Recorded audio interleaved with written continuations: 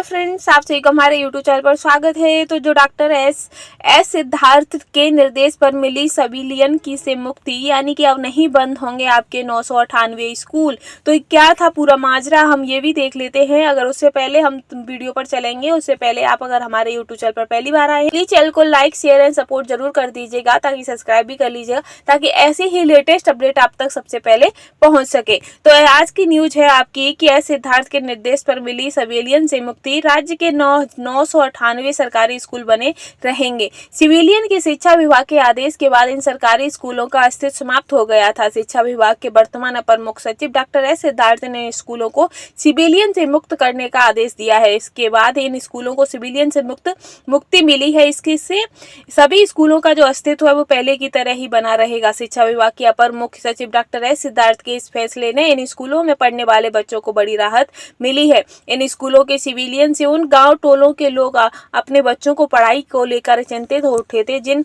गांव टोलों में ये स्कूल चल रहे थे। ये सभी सरकारी स्कूल प्रारंभिक विद्यालय हैं जो वंचित समाज धारा में लाने हेतु खोले गए हैं। इसके पीछे ही वंचित समुदाय के लोग बच्चों को उनके गांव टोले कस्बे मोहल्ले में गुणवत्तापूर्ण शिक्षा उपलब्ध कराना था।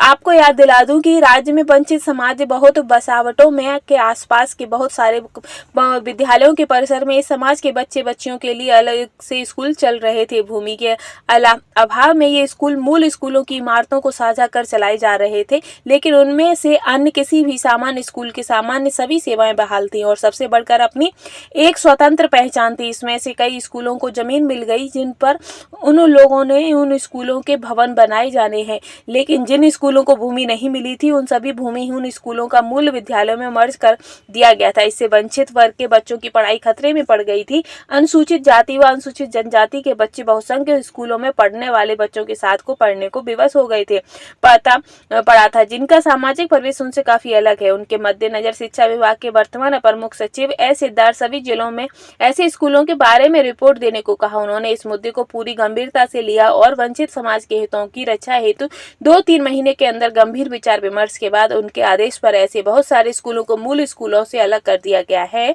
कुल 2661 सिविलियन स्कूलों में से 998 सिविलियन स्कूलों को मुक्ति मिल चुकी है। अब ये अपने स्कूलों को अपनी खुद की एक पहचान होगी, खुद की भूमि होगी और इमारत का निर्माण भी शुरू करने का भी आदेश दिया गया है। तो ये इस वक्त की सबसे बड़ी खबर थी कि जो आपके अनुसूचित और अनुसूचित जनजाति के लिए जो स्कूल थे सिविलियन स्कूल, अब उनके लिए भूमि भी दी जाएगी, साथ ही बहुत ही जल्द इमारतों का भी निर्माण किया जाएगा। तो ऐसी ही लेटेस्ट अपडेट के लिए चैनल के साथ बने रहिएगा। Thanks for watching.